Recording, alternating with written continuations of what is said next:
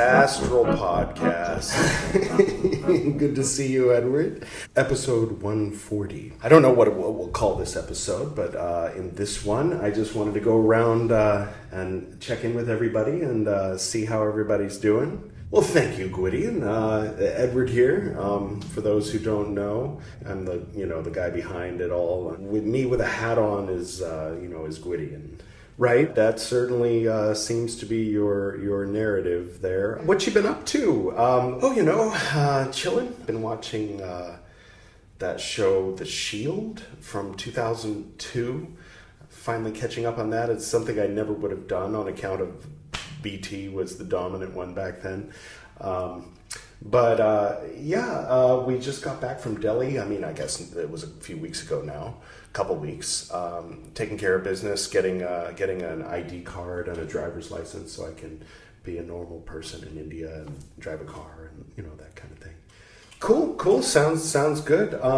So I saw you were hosting this chicken philosophy. And then, lo and behold, I find myself here in front of these books as the person reading the books on chicken philosophy, and that was kind of a surprise for me. Yeah, I saw that hat, and I thought it was about time, and on account of the recent some of the conversations with Joe and the recent Esoteric Nerd episode, and just kind of seeing the aesthetic of all the blue and talking about the symbolism of the blue. And then I saw that blue hat on the side of the road over in Collingwood, and I thought it was time. I think, once I had the hat, then, or once you had the hat, then I was able to really exist here.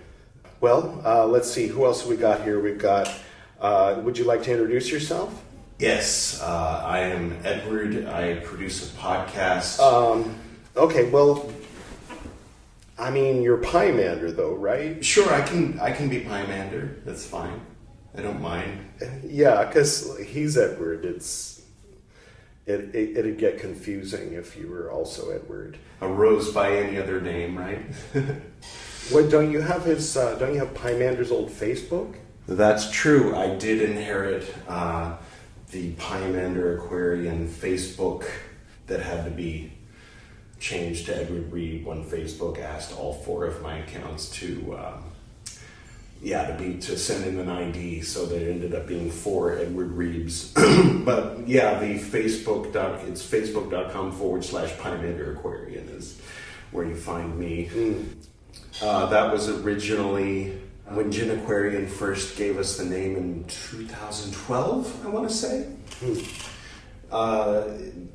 Then we opened up that account and started posting a lot of Aquarian stuff and art and pictures with Isis Aquarian, and then a lot of yoga pictures, and then we started getting hardcore into yoga and posting yoga selfies, and then when we started teaching, then we started posting all those classes, pictures from classes and different studios we were teaching at, and just made that a yoga focused account. Right. There was a period when there was some stuff that came out online about one of the, I don't know what lineage it is, because I just try not to look at things that take away from my personal relationship with these symbols, but there was a lineage in Bhutan, and they were like backing the guy that had raped a lot of women in the American Shimbolaya organization, and they were making fun of the women that were accusing the leader. And one of the prominent people, if not the prominent, like the head guy at this Bhutanese lineage of Tibetan Buddhism was backing him up and talking about how gurus have needs too, and you gotta lighten up, and stuff like that. So that was very disappointing. And between that and getting a more down-to-earth perspective on Tibetan culture by way of talking with my wife who's Indian, I didn't feel connected to that current as much as I did when I was young, and my only understanding of Tibetan Buddhism was through my dad. And so one day I made the choice. It kind of arose out of, because these modern manifestations of Buddhism were bothering me, I decided to go back to ancient Buddhism and focus on that. And so I started collecting a lot of the Mahayana scriptures, and then eventually the Tipitaka, the pre-sectarian early Buddhist scriptures, all of the books that are behind me right now. And then they sat on a bookshelf for a long time, and one day, you know, because we have this issue with social media and podcasting and making YouTube videos, I thought that the best way to move forward on my path, which, you know, is sort of honoring, you know, when I was young, I had my connections with a type of Buddhism and with Gordon, and all throughout the Golden Dawn period, we were the Buddhist of the bunch, you know. And then coming to Nepal in the first place, and India in the first place, was a Buddhist pilgrimage. I came here not for the yoga, not for the Hinduism, not for the curry, but for the Buddhism. I came here because this was, you know, of course, Nepal technically is the birthplace of the Buddha, but he spent most of his life in what is present-day Bihar, India. And so I came here. I came to India in the first place to, you know, symbolically physically walk my Buddhist journey, and then we met, and I was very impressed by the fact that she was from the same region as where a lot of the Buddhist things happened, and then that, you know, bloomed into romance and eventually to marriage, and we've been together now for 5.5 years or so, almost 5.5 years. So, yeah, at a certain point, I thought, okay, I was writing books, you know, and watching, like, comic book shows, and in Anjuna period, and when we were in Anjuna a few years ago, North Goa.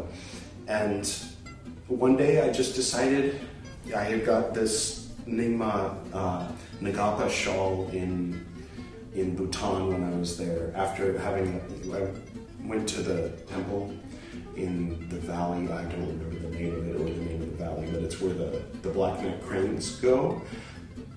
During part of the year, I think they come down south for winter, and they go up north to Tibet for summer, something like that.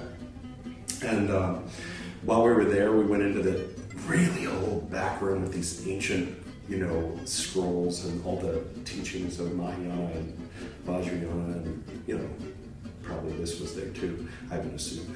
And they had behind cloth, they had this very nice cloth around what appeared to be a breastplate, and they said this was the breastplate that was worn by Padmasambhava that he gave to Tashi, his consort in the Himalayan mountains.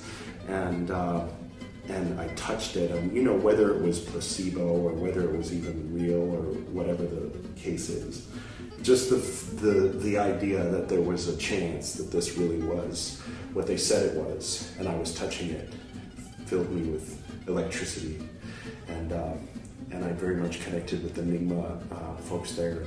Of the main four branches, you could say, of Tibetan Buddhism, Nyingma is the one that most closely resembles what my dad taught me when I was young. So we went, you know, and my, what was it he called me, Padma Edward or something like that. He was Edward Sambhava. we joked about how I had this hardcore spiritual journey in life in general, and had finally come to that part of the world in pursuit of that path. And so when I asked for, I want to get a robe similar to what they wear, what the Nyingma wear, and we went to this special shop in Paro. I think it was the day before I fly back to Nepal, and he gave me this. I mean, he said this is a good one, and they found one the right size, the people who ran the shop and everything. And he showed me how to wear it, which isn't like this, but then years later, I think just to interview Kes Fry on Esoteric Nerd, BT decided to wear this the first time and sort of figured out something a little bit like this as a way to wear it, which I don't know what style this is, or it's just sort of my way of doing it. Oh well, it's what it is.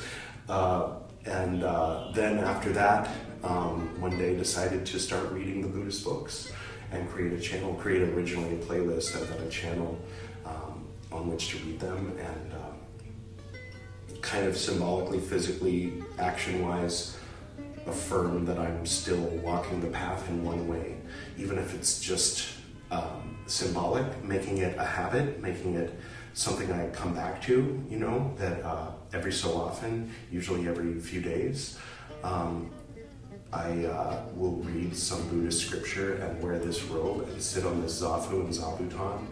And I want to ask everybody, what's new with you, and what are your primary goals? So my goals. I mean, my goal is to have no goals. Of course, my goal is to uncover for myself exactly what the goal is, and then to take steps toward it, hopefully in this lifetime. I mean, I don't presume to know exactly what enlightenment looks like, but ultimately that is the goal. But also, in addition to that, I want to share knowledge of right now, reading the Tipitaka, I want to encourage a seeking of knowledge from scriptures. You know, there might be some great teachers out there, you know, and they can do what they're doing, and the people who seek them out can seek them out.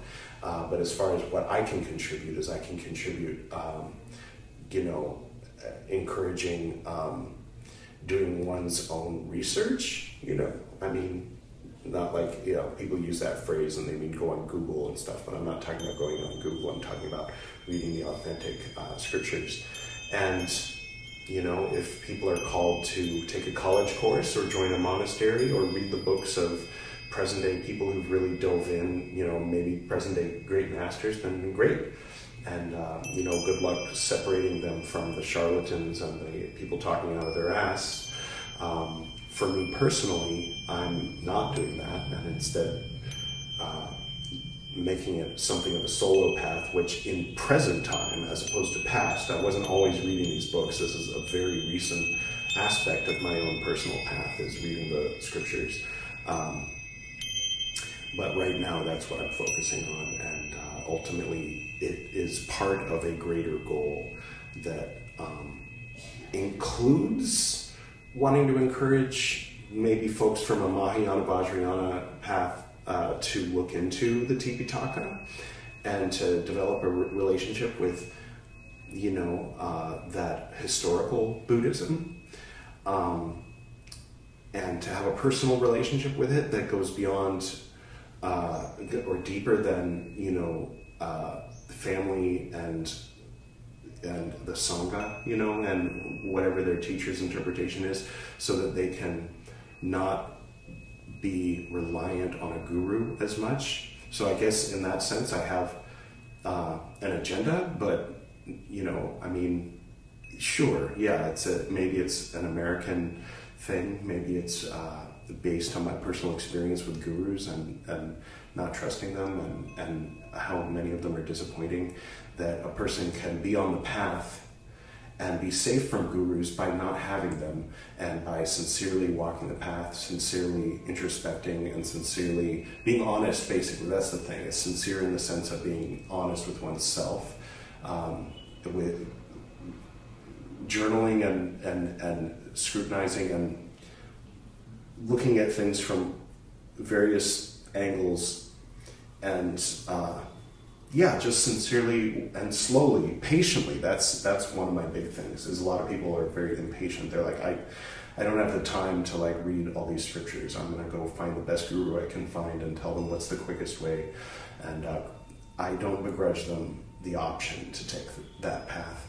It's just not my path, not right now anyway. And the Vajrayana monks that I've spoken to on the subject recommend looking into Theravada first and looking into Mahayana before you really dive into Vajrayana. Not just starting with Vajrayana practices, but again, other people might have another approach, and that's fine for them. It's just not for me. So we have Frater BT. Thank you for joining us. Thank you for having me.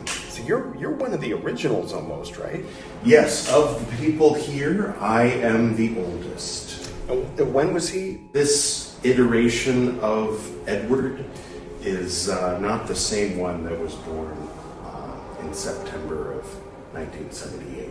Edward was something that was created after June of 2007 when he deleted somebody deleted. You deleted the YouTube, you deleted Gwydion.la. Oh, we're at edwardreeve.com.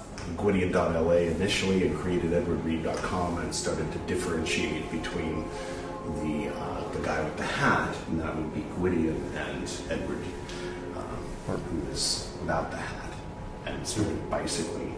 We all have elements of the original Edward, but Yeah, he's not in this room right now. what's new with you? What's new? Let's see. I mean, what's new? What's new? I've been slowing down my writing and producing things and cranking things out there and pumping out podcast episodes. I definitely, my time was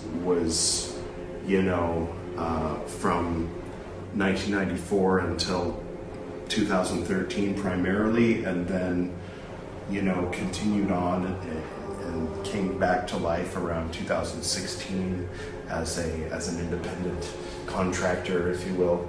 So yeah, 2017 was when we went to Africa, and I gave away a lot of Golden Dawn things there, and then left that behind, and then this guy started to shine for a while, and then eventually you came back.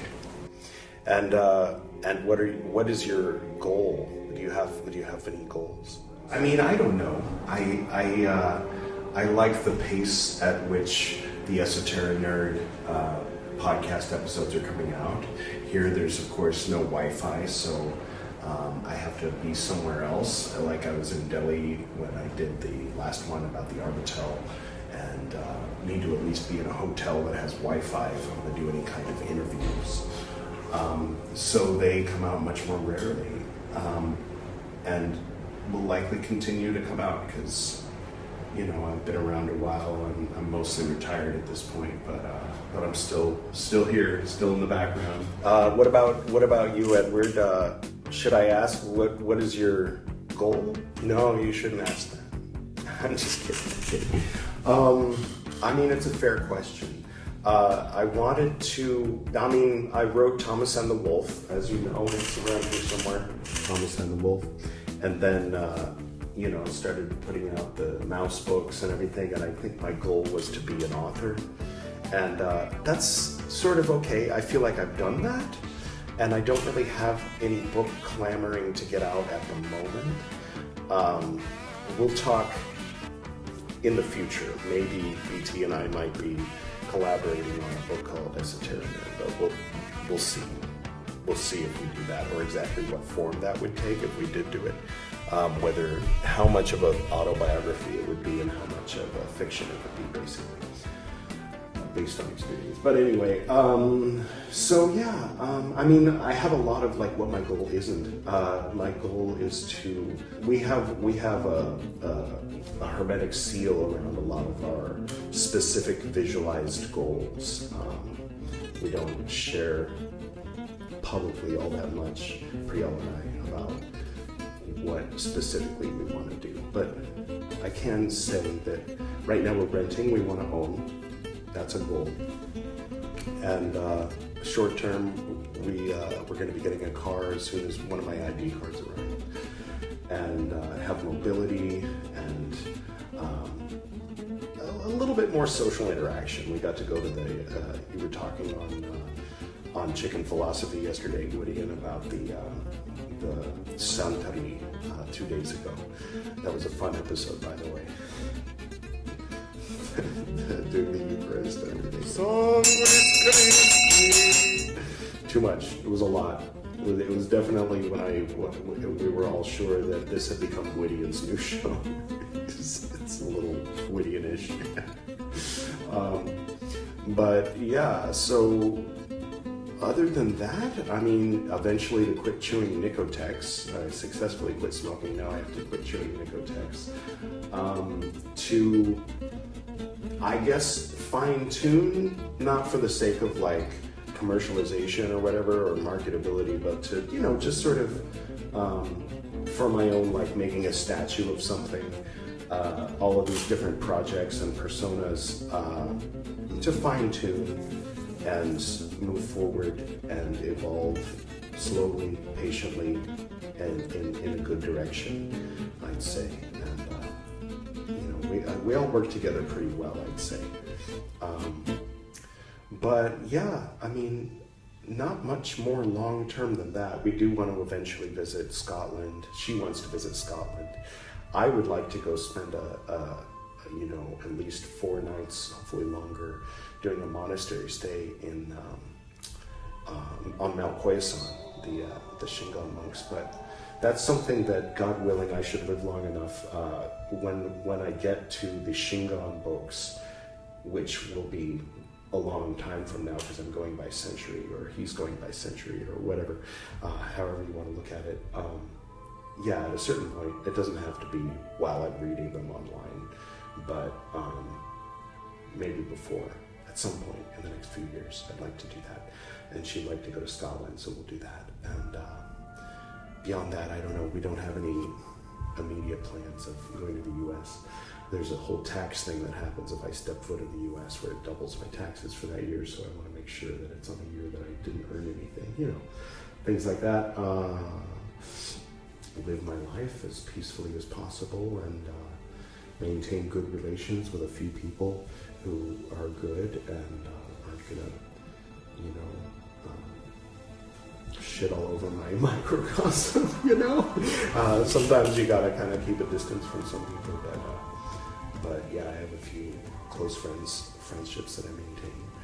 And yeah, so I mean, again, I agree with him. My goal is to have no goals in a sense, but not to such an extreme like when people say, you know, live like there's no tomorrow, or live in present time. And it's like, well, if you're only living in present time, then won't you starve? And it's like, no, because in present time you're hungry, so you go to the grocery store and get groceries and cook something. You know, it's like being in present time doesn't mean you're unaware of past, present, and future. It just means not being hung up on past or future, but primarily more than 50% at any given moment you're there where you are. That's, I'd say, an ongoing goal, but it's not a future goal, it's a present time goal. So what about you, Gwydion? What are you up to now? Where have you been? What happened? What was it like for you? You were wearing a red hat, and then you were in a pyramid, and then now you're wearing a blue hat. You remember I was wearing a red hat. There was all that stuff back in the day, and I was out walking around. I was going to art walks. I was sometimes sitting at the computer there in Los Angeles wearing the red hat and ranting and raving and going into the temple room and doing all the recitals and all that stuff. And then yeah. So what happened to that hat? Because I don't remember being in a physical form for like the last long time. I left the hat in Los Angeles when I left initially to go to Africa, Nepal, Bhutan, India, and then came back and gave the hat to Robbie.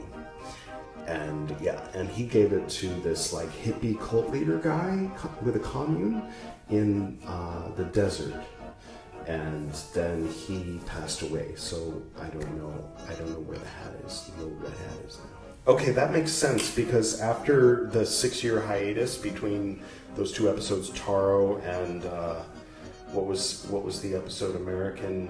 It was the propaganda. This love propaganda, ancient love propaganda. I think Taro was the last episode. But yeah, for sure, I that makes sense, because things got a lot more deserty for me and sort of culty, in the sense that I remember being like, as you know, inside the eye of the pyramid on the dollar bill, looking out. And when we used to do those Zoom calls and record, used to edit them on, on and brought back the podcast and all that. And so I was there. I still had the hat, but I was definitely in an astral space during that period. And then one day, here I am. Yeah, I'm wearing a different color, but definitely back. Wow.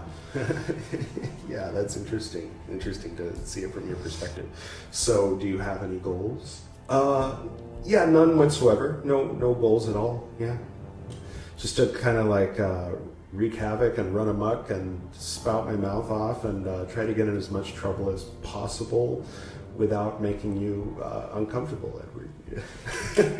You know, a little bit of cortisol is okay. You know, it makes me feel, you know, it's like a drug, you know. I feel a little bit alive, worrying about what groups of people are how they're gonna respond to your antics, and speculating about, you know, who's watching or listening and what they're thinking and all that stuff. Yeah, it can be an adrenaline rush. All right, well, this has been fun. This has been episode 140 of Gwydion's Astral podcast. And thank you, BT, Pymander, and Edward, wherever you are, for joining me for this episode. Yeah, thank you for having us. Thank you for inviting us. This was fun. Yeah, this has been fun for those of you who are watching this. Thank you for joining us as we go through this process, and I hope you have a wonderful day. And you can find me over on Chicken Philosophy, reading Carl Jung, Black Books, and Ibn Arabi, Meccan Revelations, and whatever Edward decides to have me read next. Until next time.